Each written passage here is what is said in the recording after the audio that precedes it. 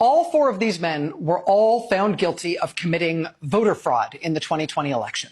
The gentleman in the upper left, he's a Republican from Nevada. His wife died several years ago. He nevertheless filled out her ballot and cast it in the presidential election. He then participated in efforts with the Nevada Republican Party to claim that his dead wife's ballot being cast in the election must mean there was mass voter fraud by Democrats. He is the one who cast his dead wife's ballot. He's a Republican. He got caught. He was sentenced to probation. That's the guy in the upper left. Guy in the upper right, he's a Republican elected official from Ohio. In his case, it was his father who died, and he cast his dead father's ballot in the 2020 election. That Ohio Republican official was sentenced to a grand total of 3 days in jail. Keep going clockwise. The gentleman on the lower right, he's from Pennsylvania. In his case, it was his mother who had died. He nevertheless cast her ballot for Donald Trump in the 2020 election. He was caught. He got probation.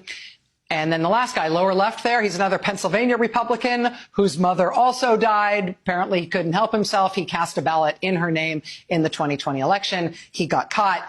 He got probation. That's what those guys have in common. Now, this is Pamela Moses of Memphis, Tennessee. This week, Ms. Moses was also sentenced for a crime related to her efforts to vote in the 2020 election. Ms. Moses had a felony conviction in Tennessee that legally resulted in her not being allowed to vote again in that state. But she says that nobody ever told her that that particular conviction meant that she couldn't vote. And her county elections board admits in writing that despite her conviction, they never actually took her off the voting rolls. A probation officer with the Tennessee Department of Corrections even wrote her a note, filled out an official certificate saying that Ms. Moses was eligible to vote. Ms. Moses turned in that certificate from the probation officer along with her voter registration application. And for that grave crime, she was just sentenced in Tennessee. What was her sentence? She got 6 years in prison. That has just happened this week in Tennessee.